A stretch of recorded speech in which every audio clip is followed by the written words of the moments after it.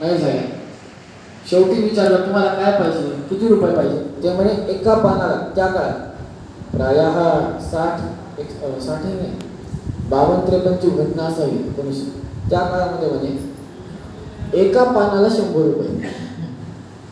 एका पानाला 40 पानं किती झाले. कधीची घटना 52-53 आधीच 47 पुढं तेवढ्याच टप्प्यातली घटना. त्या काळात 4000 रुपये. एका पानाला 100 रुपये. ठीक आहे म्हणे. स्वामीजींना सगळं सांगितलं. स्वामीजींनी विचार केला. हा ठीक आहे म्हणे देऊन टाकू म्हणे काय अडचण नाही. उद्याच्याला जाऊन आता फक्त ते आणायचं. पैशाची सोय झाली, सगळं तयारी झाली. आता फक्त ते उरलेले 40 पानं आणायचे. 100 रुपये प्रति 100 रुपये हिशोबाने आणायचे. 4000 रुपये स्वामीजींनी दिले. शिष्यांना जाऊन आणा म्हणे उद्याच्याला. रात्री या बाईच्या स्वप्नामध्ये, या वृद्ध महिलेच्या स्वप्नामध्ये सत्य धर्मतीर्थ महास्वामीजी आले. मी लिहिलेला ग्रंथ माझ्याच वंशजांकडून विकत घ्यायला लावतात तुम्ही, असं करू नका, नाही तर कुळाला शाप लागेल म्हणे. कुळाचा फक्त नाश होईल. एक कर्म केलं काय, स्वामीजींचीच गोष्ट स्वामीजींना विकत घ्यायला लागली. त्याच्यामुळे एक आरती आहे ओम जय जगदीश हरे. त्याच्यात काय तेराही तुझं पोळाला क्या लागेल मला ओम जय जगदीश हरे. आपण म्हणतो बरोबर आहे, सगळं बरोबर आहे. तुम्ही सांगता ते अगदी बरोबर. लिहून सगळं ठेवलेलं आहे. मराठीमध्ये म्हण आहे, वाचाल तर वाचा. वेळ कोणाला आहे. लायब्ररी सगळ्या ओस पडल्या, सगळ्या ओस पडल्या. समोरची एवढी सुंदर लायब्ररी आहे, सगळी ओस पडली. वाचणं नको, सगळ्यात मोठा फळ अध्ययन नको. अध्ययन नसल्यामुळे बुद्धीचा वेग खुंटला, तर्क खुंटलं, विचार करण्याची क्षमता खुंटली. जुने वैद्य, जुने पत्रकार किंवा जुने संगीतकार किंवा जुने शिक्षक तसे आजच्या काळात जुनं ते सोनं आता कसं येईल. आता 100% सोन्याच्या त्या बारवर किंवा त्या बिस्किटावर 100% येत नाही. 999 येत, 999. पण त्याच्यामध्ये पण एक कमीच असते ना. त्या एकाला फार महत्व आहे ना. शून्य एकाच्या मागे लावला तर काय होतं, पुढे लावल्यावर काय होतं, याच्यामध्ये फरक आहे. पुढे शून्य असणं आणि मागे असणं. अगदी तसंच आहे. पुस्तक हातात असणं आणि पुस्तक डोक्यात असणं आणि डोक्यावर असणं ह्याच्यातही फरक आहे. त्याच्यामुळे स्वामीजी काय म्हणायचे की जर का वैराग्य भाग्यान वैराग्य तर्पितान, जर का वैराग्य पाहिजे असेल तर भक्ती पाहिजे. भक्तीसाठी काय पाहिजे, ज्ञान पाहिजे. बघा संकल्पामध्ये आपण ज्ञान भक्ती वैराग्य प्राप्त्यर्थम, वैराग्य भक्ती ज्ञान प्राप्त्यर्थम नाही म्हणत. काय म्हणतो, ज्ञान भक्ती वैराग्य. ज्ञान पाहिजे, त्याच्यानंतरचे स्टेज. फर्स्ट इयर ज्ञान, सेकंड इयर भक्ती, थर्ड इयर फायनल इयर वैराग्य. आपण डायरेक्ट जंप मारण्याचा प्रयत्न करतो, तसं नाही शक्य.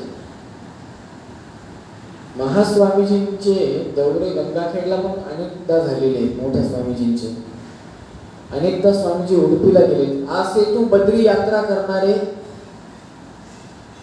कित्येक पिढीनंतर सत्य प्रमोद तीर्थ महास्वामी. स्वामीजींची अजून एक खासियत, स्वामीजी तिरुकोयलूर मध्ये बसले होते. जर का कोणी गेला असेल तर वृंदावनाच्या मागच्या बाजूला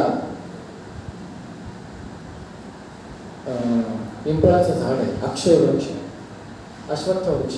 त्या अश्वत्थ वृक्षाच्या खाली कट्टा आत्ता केलाय. आधी तिथे बसायचे. समोर हनुमंतर आहेत आणि तिथे बसून ठरवलं की बाबा चातुर्मास करायचा आहे. त्या काळामध्ये जेमतेमची जुनी बग्गी असायची, रस्ते पण नीट नाहीत. आणि तेव्हाचे जे कोणी खजिनदार आहे ते बसले होते. सगळे महत्वाचे मठातले अधिकारी लोक बसले, त्यांची चर्चा सुरू झाली. आणि तेव्हा स्वामीजी म्हणे चातुर्मास इथंच करायचं मला. आता तिरुकोयलूरमध्ये चातुर्मास त्या काळात करायचा असेल तर ते म्हणे की बाबा निदान त्या काळामध्ये 40 ते 50 हजार रुपयाचा खर्च त्या काळात किती पाहिजे? 40 ते 50,000 रुपये. तर कुठं ठीकठाक अवस्थेतला चातुर्मास, ऐश्वर्याचा काहीच विषय नाही. काय म्हणतो मी? ठीकठाक चातुर्मास होईल. स्वामीजी म्हणे आता म्हणजे खजिनदार ज्यांना व्यवहार सांभाळायचा असतो मठाचा, ते म्हणतात की बाबा एवढं पाहिजे ते इथं करता येईल. तर स्वामीजी म्हणतात सगळं काही आता ते वृंदावनस्थ असलेले जे भावबोधाचार्य आहेत ते बोलून देतील. चातुर्मास तर इथंच होणार, रघुत्तम तीर्थांच्या सन्निधानातच होणार, म्हणजे दुसरीकडे नाही. असं ठरल्यावर स्वामीजी तिथून चेन्नईला गेले. चेन्नईला गेल्यावर पहिल्याच भिक्षेमध्ये 51,000 रुपये स्वामीजींना समर्पित झाले. किती? पहिल्याच भिक्षेत किती? 51,000 रुपये. इतका महाअद्भुत ऐश्वर्य परिपूर्ण चातुर्मास केला ना, भूतो ना भविष्यती, विचारही करता येत नाही.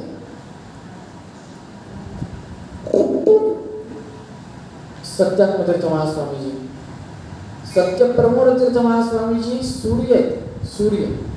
त्यांच्यासारखं न्यायशास्त्रावर पकड, घट्ट पकड, त्यांच्यासारखे व्यक्तित्व कोणी नाही न्यायशास्त्रामध्ये. त्यांच्यासारखं वेदांत शास्त्रामध्ये व्यक्तिमत्व कोणी नाही. स्वामीजी हंसपीठाधीश्वर कोणी का असं, जेव्हा हंसपीठाधीश्वर शास्त्रार्थाला बसतात तेव्हा ते सिंहकार आहेत. सिंहासारखे फाडूनच खातात, खंडन मंडनच करतात. धर्माचरण करायला बसतात तर निष्ठुर होतात. भक्ताचं लालन पालन करतात तेव्हा ते मातृवत असतात. एकाच व्यक्तीमध्ये अनेक रूप आहेत. ज्या पद्धतीने आपण म्हणतो ना, एक स्त्री आई असते, मुलगी असते, पत्नी असते, सून असते, सासू, एक व्यक्तिमत्व एकच आहे. पण पोस्ट बदलले ना, रोल बदलले. काय म्हणतो आपण, पदोन्नती होत जाते ना, प्रमोशन. तसंच आहे. पण इकडे एकदाच प्रमोशन आहे, सारखं नाही आहे. संन्यास घेतला प्रमोशन झालं. सांगण्याचं तात्पर्य त्यांच्यासारखं होणं शक्य नाही, पुन्हा तशी व्यक्तिमत्व होणंही शक्य नाही. सत्यप्रमोद तीर्थ महास्वामीजींच्या काळामध्ये एक घटना घडली होती. कुसुमूर्ती गावामध्ये एक भिक्षा चालू होती. स्वामीजींची पूजा झाली, स्वामीजींची भिक्षा. एक मुलगा हरवला, युवा मुलगा, 18-19 वर्षाचा. नदीच्या पलीकडच्या तीरावर एका झाडाच्या खाली त्याचे डेड बॉडी, मृतदेह आढळला. ते मृतदेह उचलून स्वामीजींच्या समोर आणून ठेवला. सगळेजण रडत होते. स्वामीजींनी रामदेवाचं तीर्थ घेतलं, त्याच्यावर प्रोक्षण केलं. जिवंत झाला मुलगा जिवंत झाला. स्वामीजींनी असे अनेक चमत्कार दाखवले होते. त्याच्यामुळे काय म्हणतात, ब्रह्मांता गुरव साक्षात इष्टम दैवम श्रेयपती आचार्य श्रीमदाचार्य संतु मे जन्मजन्मनी. एकादश स्कंदामध्ये श्रीमठाबद्दल आपल्याला सांगता येतं. सनकादिकांचे प्रश्न आणि हंसरूपी परमात्म्याचं उत्तर आहे. त्याच्यामुळे उत्तरादी मठ हे नाव आहे. साक्षात मृताला जिवंत करण्याची ताकद परमहंसी संन्यासींमध्येच असते. हंसरूपी परमात्मा ज्या गादीवर बसला त्या गादीवर बसले, आपल्या घरातल्या गादीवर नाही, रोडला टेकून नाही. एखाद्या वेळेला स्वामीजींची एक पद्धत होती, अशी बसायची. मोठे स्वामी अनेक फोटोमध्ये गुडघा असा वरती करून बसलेले त्यांचे फोटो आहेत. त्यांची ती पद्धत होती बसण्याची. स्वामीजी बसल्या जागेवरती, आता असं होतं की आत्ता तरी शिष्य जरा स्वामीजींसोबत गाडीमध्ये मागच्या सीटवर बसतात. मोठ्या स्वामीजींच्या काळामध्ये तर ते ड्रायव्हरची सीट आणि मागे स्वामीजी, मधल्या जागेमध्ये बसायचं आम्ही खाली. आणि स्वामीजी काय करायचे, पुस्तक काढायचे. कितकाही दूर प्रवास असो, कितीही लांब असो, कितीही किलोमीटर का असो, शेकडो किलोमीटर असो, काही संबंध नाही. पुस्तक निघणार, पारायण चालणार, नाही तर शास्त्रार्थ चालणार. ज्ञान 50 वर्ष आपण झोपेत घालवतो.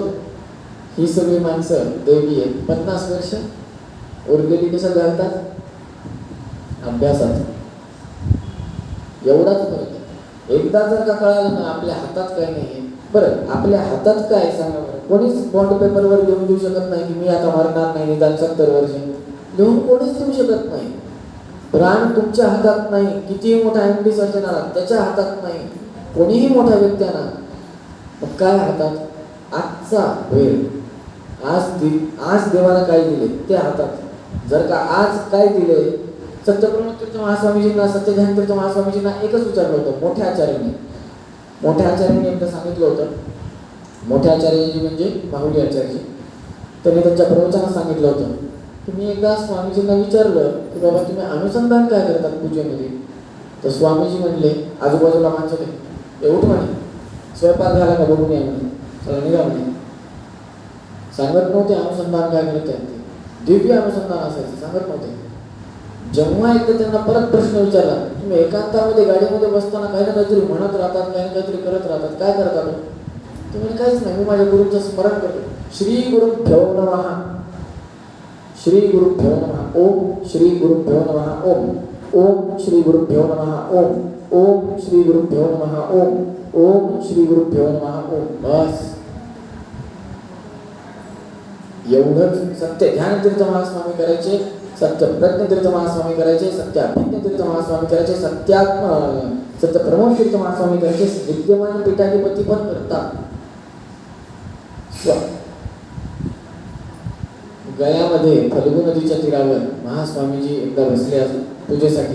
त्यांचा एक ब्लॅक अँड व्हाईट फोटो आहे चामर समर्पण करतानाचा. मे महिना, वरून तापलेलं खालून तापलेलं.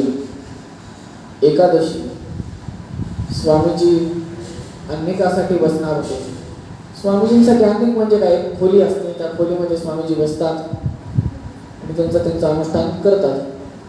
स्वामीजी म्हणजे मला इथं नाही करायचं, मला तीरावर करायचं. जेव्हा आपण गोदावरी सन्निधानात असतो किंवा कुठल्या श्रेष्ठ नदीच्या, महानद्यांच्या तीरावर असतो तर शक्यतो नदीच्या काठावरच अनेक करावं. ते एक संप्रदाय आहे किंवा खूप जण ते आचरण करतात. स्वामीजी फल्गु नदीच्या तीरावर आले, स्नान झालं आणि अंतिकाला बसले. सकाळी 7-7:30ला बसले. आता सगळ्यांना वाटलं काय होईल बाबा थोड्या वेळाने, 1 तास, 1.5 तास, 2 तास, 3 तास, 5 तास, 6 तास, 7 तास, 8, त्याला काही संपायला वेळच नाही. संध्याकाळी 5:30ला स्वामीजींनी रामदेवांची पूजा सुरुवात केली एकादशीला. इतक्या वेळेत फक्त आणि फक्त काय, जल खालून तापलेलं, वरून तापलेलं. आता आपल्यासारख्या व्यक्तींना, सामान्य आपले जे कोणी तुम्ही मी, आपण जर का भर उन्हामध्ये एकादशी करून डोक्यावर छत नाही, काही नाही, अंगावर वस्त्र निवड कोपीन अशा याच्यात जर का आपण बसतो, फार म्हणता एखादी शाटी, एखादं पंचा, आपण जर का बसलो जपाला तर तोंड येणार नाही का? तोंड हिट होते ना, बॉडी हिट होते. मग का हो? त्यांनी तर विष्णू पंचक सत्काष्ट मौनादिव्रत पावना सत्य प्रमोद तीर्थार्या नवमिन्यास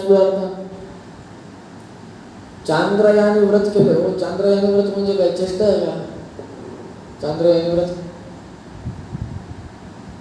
सगळ्यांना प्रायः मराठी महिने, संस्कृत महिने माहिती आहेत, त्याच्यामुळे जास्त काही सांगायला जात नाही. महत्वाचा विषयात हात घालून प्रतिपदेपासून शुक्ल पक्षामध्ये चढताय, प्रतिपद चंद्रलेखे म्हणलंय ना राजमुद्रेमध्ये. पहिले काय चढता क्रम, प्रतिपदा, द्वितीया, तृतीया, चतुर्थी, पंचमी, षष्ठी, सप्तमी, अष्टमी, नवमी, दशमी, एकादशी, द्वादशी, त्रयोदशी, पौर्णिमा, परत प्रतिपदा. आता इकडनं परत जो चढता क्रम किंवा उतरता म्हणा तो अमावस्येपर्यंत, प्रथमा, द्वितीया, तृतीया, चतुर्थी, सेम. असं असताना चांद्रयान व्रत जास्त नाही, फार सोपं आहे. करायचं असेल तर एकदा विचार करून घ्या, फक्त सांगतो ऐकून घ्या कसं करायचं. हो ना, नियम कळले पाहिजे. नाही तर व्रत परत अर्धवट करा म्हणले ना आपण सुरू केलं, काय करायचं तेच माहित नाही. जास्त काय नाही करायचं, संकल्प करायचा. संकल्प केल्यानंतर प्रतिपदेला एकच घास घ्यायचा, परत पाणी. द्वितीयेला 2 घास खायचे, तृतीयेला, एकादशीला काहीच नाही, काहीच खायचं नाही. द्वादशीला 12 घास खायचे, त्रयोदशीला 13 घास खायचे, चतुर्दशीला 14 घास, आली पौर्णिमा, जे काही असत ते 14 घास 15 घास खायचे. 15 घासाव्यानंतर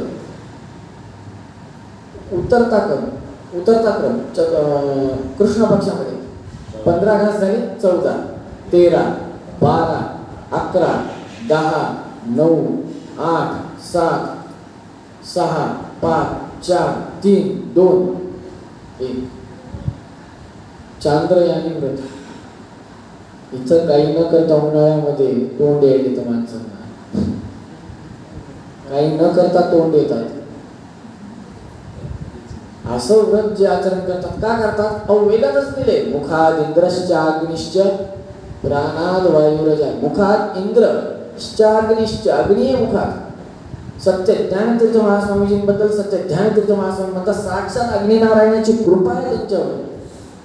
3 वेळेस चंद्रयानी व्रत आचरण केले, 3 वेळेस पीठाधिपती झाल्यापासून 3 वेळेस. इथं एकदा होत नाही. विष्णू काष्ट कधी होत? विष्णू पंचक 5 वेळेस विष्णू पंचक केले सत्य प्रमोद तीर्थ महास्वामीजींनी. इथं एकादशी नीट होत नाही, एकादशी नीट आपण करत नाही. बघा मजा काय होते माहिती का? ते खूप सोपं आहे उदाहरण. जेव्हा उपवास असतो तेव्हा कोण कोणतरी समोर काहीतरी आणतं,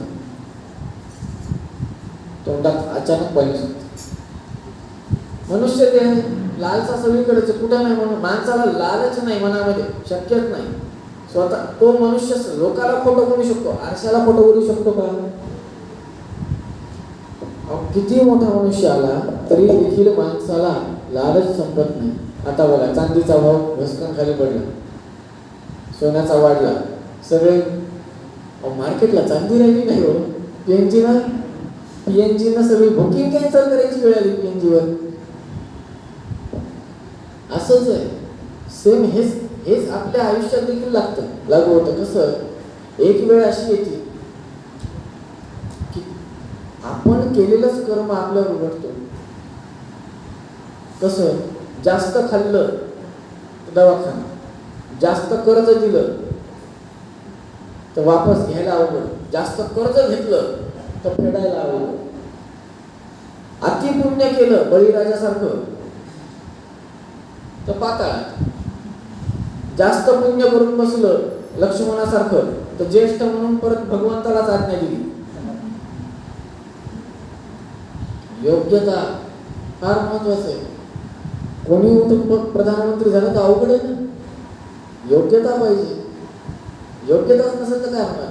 त्याच्यामुळे सत्य प्रमोद तीर्थ महास्वामीजींना सूर्य म्हणले. सूर्य का म्हटलंय? आणि जर का सूर्य त्यांच्यासारखं व्हायचं असेल आपल्याला, ही जर का मनामध्ये भावना असेल तर एक लक्षात ठेवा. हे मी नाही म्हणत, सायंटिस्ट म्हणते, नासा म्हणते, इस्रो म्हणते, सगळं म्हणते, सूर्य जळतो. सूर्यावर अनेक आगीचे स्फोट होतात गॅसचे. तर आधी जळण्याची तयारी ठेवा, नंतर सूर्याच्या गोष्टी करा. आधी जळा. जळा म्हणजे कशात जळा? आगीतच, पण कोणत्या? स्वाध्याय, ज्वलंत स्वाध्याय, अभ्यास करा. अभ्यासाला वय नाही ना. सगळेजण म्हणतात ना माणूस मरेस तोवर शिकतो, आपण फक्त म्हणतो हाच विषय राहिलाय. आणि खरंच खूप वाईट स्थिती आहे सध्या समाजाची. प्रवचन काय फक्त ह्याच्यासाठी नसतं की महिमा कळावा किंवा कथा कळाव्यात. जर का आपण अध्ययनच करत नसू तर फायदा काय? वेदामध्ये पण सांगितलंय, शास्त्रामध्ये पण सांगितलंय, पुराणांमध्ये पण सांगितलं की बाबा तुम्ही चिंतने तदरूपता, चिंतनाने तुम्हाला स्वरूप प्राप्त होतं. आईवडील पिंडात, आईवडील चिखलात, कुंभाराकडे शेतकरी माती आणून देतो, त्याचा गोळा करतात, तो कुंभार त्याला आकार देतो. सत्यानंद तीर्थ महास्वामी म्हणतात माझे स्वरूपोद्धारक आहेत ना गुरु. स्वतःच्या गुरुबद्दल महास्वामी म्हणतात माझे स्वरूपोद्धारक आहेत. स्वरूप उद्धारक, स्वतः आम्हाला स्वरूप देणारे कोण? गुरु. मग गुरूंचं स्मरण हे त्यांच्या योग्यतेनुसारच आपण करायला पाहिजे. म्हणजे काय? उठता, बसता, खाता, पिता, श्वास घेताना देखील श्री गुरुभ्यो नमः म्हणूनच तर त्या श्वासातून आवाज बाहेर निघावा, एवढी तुमची ताकद पाहिजे. 3 नियम सांगतात की गुरु निंदा श्रवण करू नये. जर का होत असेल तर जागेवर खंडित करावी. दुसरा नियम सांगतात की गुरूंनी दिलेला प्रसाद कधी डावलू नये. तिसरा नियम सांगतात गुरु आज्ञा खाली पाडू नये. या 3 गोष्टी जर का आयुष्यात घडल्या, ती 3 कशाला, एक जरी घडली तरी बस झालं. कशासाठी? पतनासाठी. उत्थान होणं फार अवघड आहे. त्याच्यामुळे काय म्हणतात, हरवृष्टे गुरवस्त्राता गुरवृष्टे नगश्चन. भगवंत रुसला तर गुरु तारायला सिद्ध आहेत. गुरु जर का रुसले तर भगवंत काही करू शकत नाही. पुढे काय म्हणतात, गुरुप्रसादो बलवान न तेषां बलवंतर. गुरुप्रसादाने बलवान, त्याच्यापेक्षा बलवान या प्रपंचात त्रैलोक्यातही कोणी नाही, 3ही लोकात कोणी नाही. गुरुप्रसादो बलवान, बस गुरूंचा प्रसाद पाहिजे. बाकी सगळं काही श्री गुरु ठेवणं महा म्हणायचं, चरणावर सगळं सोडून द्यायचं. बाकीचं ते बघून घेतील. मला माहीत नाही, माझ्याकडे बुलेट प्रूफ जॅकेट नाही, माझ्याकडे फौज फाटा नाही, माझ्याकडे काही नाही. मी म्हणून राहिलो गुरुजी. ते शास्त्राचं वाद युद्ध असो, नाही मल्ल युद्ध असो, नाही शास्त्रार्थ असो, नाही वाक्यार्थ असो, नाही अनुवाद असो, नाही कुठल्या काम असं, श्री गुरुभ्यो नमः हरिहि ओम विषय सांगला. आता पुढचं ते बघून घेतील. पुढचं बरं, हरिहि ओम आधी नाही म्हणत, काय म्हणतात, श्री गुरुभ्यो नमः, नंतर हरी आहे. आधी कोण आहे? गुरु अंतर्गत परमात्मा. अहो आपल्यावर आपली योग्यताच नाही कोणाची रामदेवांचं दर्शन देखील घेण्याची. एवढे पापी फक्त स्वामीजी अनुग्रह करतात म्हणून दाखवतात आपल्याला, भक्तवत्सलक म्हणून ते आपल्याला दर्शन घडवतात. त्यांना काय, त्यांनी जर का ठरवलं मला एका खोलीमध्येच पूजा करायची, ठराविक जे काही सेवक आहेत त्यांच्या सोबतचे त्यांना दर्शन घडवायचं, काय होईल हालत? भिक्षा तो होईल, रामदेवाचं दर्शनच नाही. ते काही म्हणू शकतात. हो, आपण कोण सांगणार तुम्ही श्वास घेऊ नका, म्हणू शकत नाही, अधिकार नाही. मी कसं आहे, जेव्हा आपण एखाद्याला बोलतो तेव्हा एक लिमिट असते. उदाहरणार्थ आपण जर का म्हणलं डॉक्टरांना, डॉक्टर काका इकडच्या इकडे इंजेक्शन द्या. आता डॉक्टरांना माहिती का पेशंटला माहिती? कसं असतं, जेव्हा आपण चिंतन करतो, चिंतनाचे 2 कनकास असते 2 बाजू, चिंतनास ही 2 बाजू, तैसे कवनास देखील 2 बाजू, पूर्वार्ध उत्तरार्ध. काव्याला किंवा शास्त्राला 2 बाजू असतात, पूर्वार्ध आणि उत्तरार्ध. हे खूप जणांनी ऐकलं असतं. तसंच प्रत्येक गोष्टीचं कार्य आणि कारण असतं. कार्य कारणाशिवाय या जगामध्ये म्हणतात ना काय, पत्ता भी नहीं हिलता, भगवान की मर्जी के बगैर पत्ता भी नहीं हिलता. जर का पानही एक तृणमापी न चलती, जर का त्याच्या आज्ञेशिवाय एक गवताची पाकळी, एक काडी देखील, गर्भ देखील हलत नसेल, तर मग आपलं जे होतं ते कसं होणार? आपलं जे सगळं चालतं ते कोण चालवतोय हे देखील आपल्याला कळलं पाहिजे. एक शेवटचा त्यांचा सांगतो महास्वामींनी सांगितलेला विषय आणि मला पूर्ण विराम देतो. सगळ्यांना वादिराज तीर्थ महास्वामी माहिती आहेत प्राय.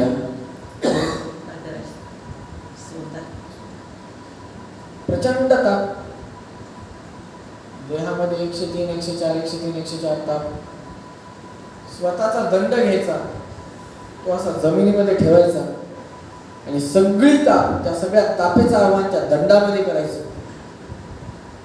आणि भव्य दिव्य वैभव परिपूर्ण पूजा करायची. पूजा झाल्यानंतर परत त्या दंडातल्या तापीचं आव्हान स्वतःमध्ये करायचं आणि क्षीण व्हायचं. जेव्हा त्या दंडामध्ये तापीचं आव्हान व्हायचं, तो दंड कापायचा, कापायचा. महास्वामीजींचं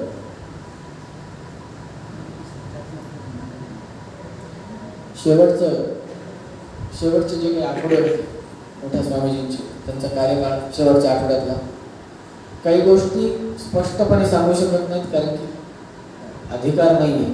माहिती असल्या तरी सांगण्याचा अधिकार नाही. श्रीमठाकडनं अज्ञान असते, काही गोष्टी या गुप्त असतात, समजून घ्याव्यात काही गोष्टी.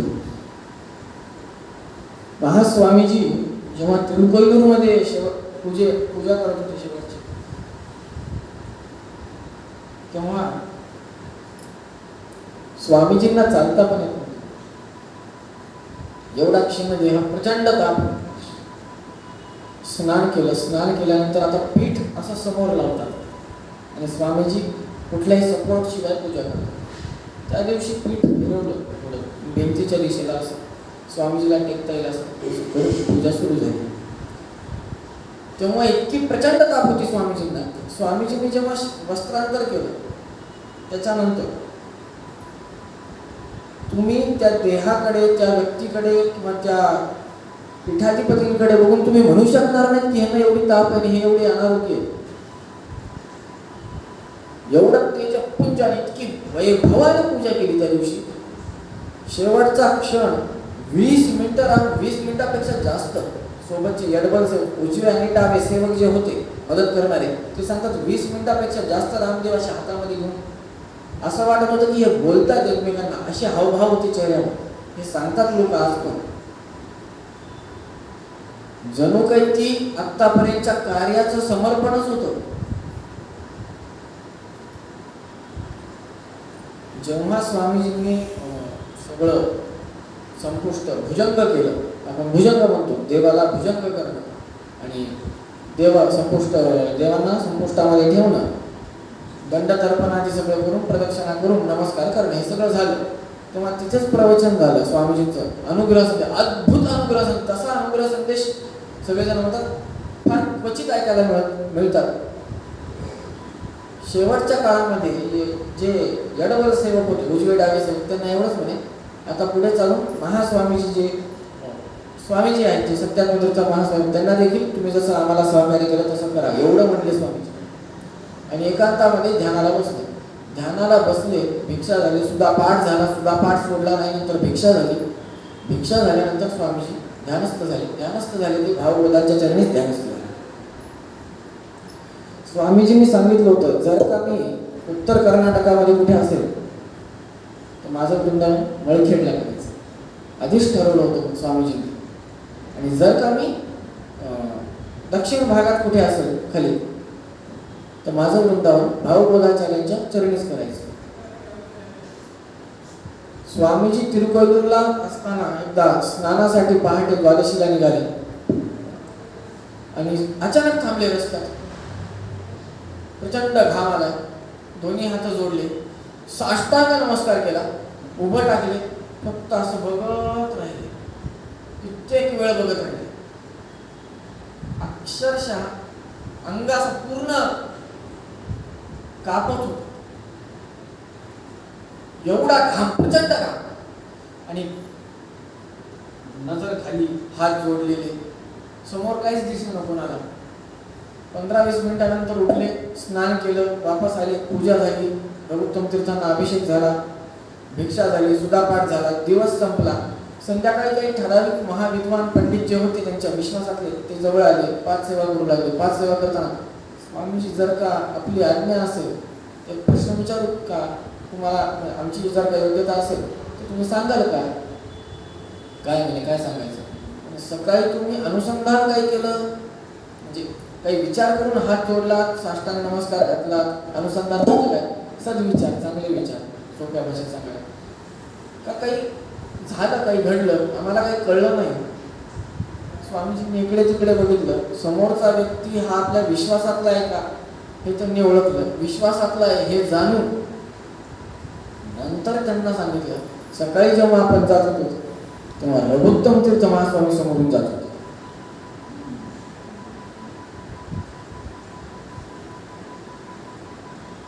श्रीनिवास तीर्थ टीकाचार्य सगळ्यांना माहिती, खूप मोठे टीकाकार आहेत. विशेष करून सुधा ग्रंथाला, तात्पर्य, सर्व मूळ ग्रंथांवर खूप टीका आहेत त्यांच्या. राघवेंद्र स्वामीजींनी, आपण राघवेंद्र तीर्थ नाही म्हणत, काय म्हणतो का, ही तीर्थ ही पदवी जी आहे ती राघवेंद्र तीर्थांनी स्वतःच्या नावापुरचं तीर्थ ही पदवी श्रीनिवास आचार्यांना दिली. माझ्या नावापुरचं तीर्थ काढून मी तुला देऊन टाकतोय कायमचं, तुझी तेवढी विद्वत्ता आहे म्हणून तेव्हापासून श्रीनिवास तीर्थ घडले. हे राघवेंद्र स्वामी झाले. एवढा मान हा ज्ञानाला आहे, एवढा मान हा भक्ताला आहे, एवढा मान हा वैराग्यांना आहे. पण हे कधी होणार? परत तेच BA first year, BA second year, BA third year. ज्ञान भक्ती वैराग्य first year, second year, third year. Direct third year नाही जात, ॲडमिशन नाही होणार. स्वामीजी त्यांच्या कार्यकाळामध्ये त्यांना अनेक यतीचंद्रांचं दर्शन ते त्यांना घडलेले. असे ज्ञानीवरेण्य शापानुग्रह परिपूर्ण असलेले महास्वामीजी, त्यांचा मागे देखील मी विजापूरमधला प्रसंग सांगितला की जर का निदान काय म्हणतो आपण सन्मान करता येत नसेल तर निंदा तरी करू नये. सत्यप्रमोद तीर्थ महास्वामीजींच्या बाबतीत देखील तसंच एका ठिकाणी घडलं होतं. सावकारांनी निंदा केली, स्वामीजींनी पैशाचा रुबाब, स्वामीजींनी सांगितलं पुढच्या वेळेस मी येईल, तूही असशील, रामदेवाची पूजाही होईल, फरक एवढाच असेल, तू याचक असशील, तू भिक्षुक असशील. जेव्हा पुढच्या वर्षी स्वामीजी त्या गावामध्ये गेले तेव्हा पूजा तर ऐश्वर्यानं चालू होती. ज्या घरामध्ये पूजा चालू होती त्याच्या बाहेर हा व्यक्ती मोठा श्रीमंत भिकारी झाला होता. शेवटच्या काळामध्ये जेव्हा स्वामीजींचं वृंदावन प्रवेश होतं तेव्हा त्याला सफरचंद खायचं होतं. एक सफरचंद विकत घ्यायला खिशामध्ये पैसा नाही.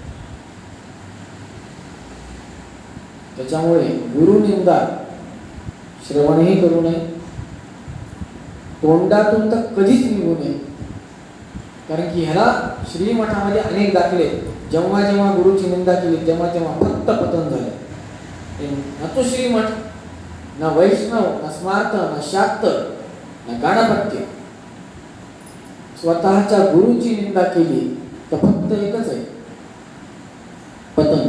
उत्थान होणार नाही त्याचं कधीच आयुष्य. त्याच्यामुळे धर्मशास्त्र देखील हेच सांगतं, हरवृष्टे गुरुस्त्राता गुरुवृष्टे न कश्चन. त्याच्यामुळे आजच्या दिवशी आपण माझ्या मते प्राय मी चिंतन करू शकतो फार फार प्रवचन करण्याची योग्यता अजून तेवढी प्राप्त झाली नाही झाली, स्वामीजींनाच माहिती. त्याच्यामुळे एवढं तर निश्चित सांगू शकतो की महास्वामीजींचं चिंतन स्मरण हे कसं असावं, सतत असावं. घरामध्ये आपल्याला व्यक्तिगत खोल्या आहेत, प्रकोष्ठ आहेत, त्या प्रकोष्ठामध्ये त्या बेडरूममध्ये आपण फॅमिलीचा फोटो ठेवतो किंवा दाम्पत्य जीवनात स्वतःचे दाम्पत्य जे काही फोटो असेल तुमचे ते ठेवतात बेडरूममध्ये, बेडच्या मागे, समोर, जिथं कुठं असेल. एक स्वतःच्या गुरुचा फोटो ठेवा आणि असा ठेवा की उठल्यानंतर तुम्ही ज्या दिशेला बघाल त्या दिशेला तो असेल. विद्यमान पीठाधिपती देखील स्वतः जिथे झोपतात त्याच्या बाजूला श्रीमद न्याय सुद्धा स्वामीजींनी दिलेले जे काही वस्त्र आहेत ते देतात आणि पादुका ठेवतात. उठलं की त्यांना ते दिसतं. अनेक गुरुजी, आता आमचे आचार्यजी देखील झोपताना आचार्यांच्या पादुका बाजूला असतात, त्याला झोपताना नमस्कार करतात, उठल्यावर त्याच दिसतात. स्वतःच्या गुरूंचं दर्शन 24 तास घडावं का? विचार शुद्ध राहतात. अपविचार, दुर्विचार जर का मनामध्ये येत असतील तर लक्षात राहतं, अरे बघ तिकडं मी आहे, ही भावना मनामध्ये पाहिजे. तरच मनुष्य असं गतीला म्हणण्यापेक्षा एकदम गतीला नेत नाही, हो डायरेक्ट गतीला नको, अजून भरपूर आयुष्य राहिले 100पैकी, सदमार्गावर जातो असं म्हणूयात. त्याच्यामुळे सदमार्गावर जर का जायचं असेल तर आपल्याला सतत धर्माचरण, धर्मानुसार वागणं, धर्मानुसार शिक्षण घेणं आणि धर्मानुसारच राहणं हे अनिवार्य आहे. म्हणून शास्त्र म्हणतं धर्मो रक्षिती रक्षितः. धर्माचं रक्षण करा तर धर्म तुमचं रक्षण करेल. तुम्ही धर्माचं रक्षण नाही केलं, धर्माला तुमची गरज नाही. धर्म कोणासाठी थांबत नाही, धर्म कोणासाठी झोपत नाही. असेच आपले अत्यंत कठोर, सगळ्यांनाच माहिती, तेवढेच मायाळू, स्नेहाळू, कृपाळू, भक्तांना मातृत्व प्रदान करणारे, म्हणजे स्वतः मातृत्व होऊन भक्ताला वात्सल्यत्व प्रदान करणारे असे ते गुरुमाऊली सत्यप्रमोद तीर्थ महास्वामी. आज त्यांचं मध्याराधना दिवस आहे. सांगायला भरपूर विषय, पण तेवढी योग्यता माहीत नाही त्यांच्याबद्दल बोलण्याची आहे नाही. त्याच्यामुळे झालेली सेवा यथाशक्ती सांगण्याचा प्रयत्न केला आहे. झालेली सेवा अस्मद गुरु अंतर्गत भारतीय मुख्य प्राणांतर्गत सीतापती श्रीमंत मूळ रामचंद्र भगवंताच्या चरणी समर्पित करतो. वाणीला पूर्ण विराम देतो. गोपाल कृष्ण भगवान की जय. श्री श्री श्री सत्यप्रमोद तीर्थ स्वामी महाराज की श्री श्री श्री अभिनव सत्य ध्यान तीर्थ स्वामी महाराज की श्री श्री श्री सत्यात्म तीर्थ स्वामी महाराज की श्री श्री श्री अभिनव रघुत्तम तीर्थ स्वामी महाराज की श्री श्री श्री अभिनव सत्य धर्म तीर्थ स्वामी महाराज की श्री श्री श्री अभिनव जयतीर्थ स्वामी महाराज की श्री सर्वोत्तम वासुदेव हरि वासुदेव हरि वासुदेव हरि.